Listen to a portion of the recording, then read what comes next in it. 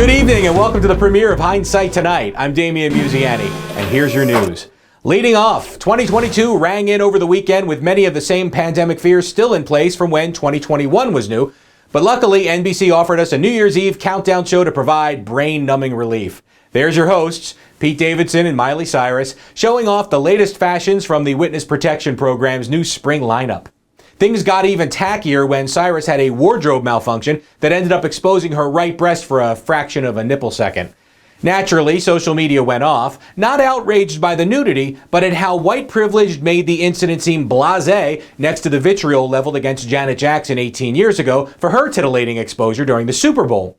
But is this really white privilege at work here? Most people never saw Jackson's nipple before, so of course it was shocking. Whereas Miley Cyrus's nipples have been carefully documented in public ad nauseum over the years, like a Ken Burns movie.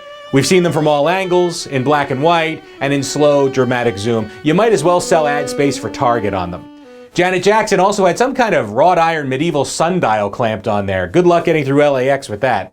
But let's really break this down. Jackson's malfunction happened during the Super Bowl at 6 p.m., watched by 140 million people, including children, compared to the midnight audience of less than 3 million who tuned into NBC, and we suspect most of those were only there to stare at Miley Cyrus anyway.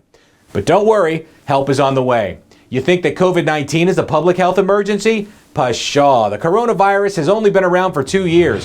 Racism has been in America for at least 600 now, and it too is officially a public health emergency, in New York State anyway. Governor Kathy Hochul signed legislation yesterday to help promote racial equity, since a vaccine for racism seems like it's really a long way off at this stage of the pandemic. Hochul has gotten off to a great start by downplaying her own white privilege, since none of her own constituents competing on Jeopardy last week had any idea who she is. In 2021, she became the first female governor of New York State. And that's your governor. Kathy Hochul, her name.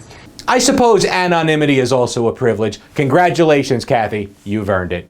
And one moment of silence deserves another, as we said goodbye to not just 2021, but also to actress Betty White, who passed away in her sleep on New Year's Eve, just 17 days shy of her 100th birthday. She was the third cast member of the Mary Tyler Moore Show to die in the last 7 months, joining Gavin MacLeod and Ed Asner in syndicated immortality.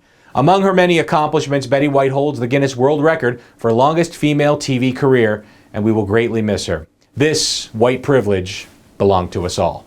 And that's your news. Welcome to the Hindsight Tonight family, and please subscribe to us on YouTube and follow us on Facebook, Twitter, Instagram, TikTok, and WhatsApp. And I'll see you right back here next week with Fresh Hindsight.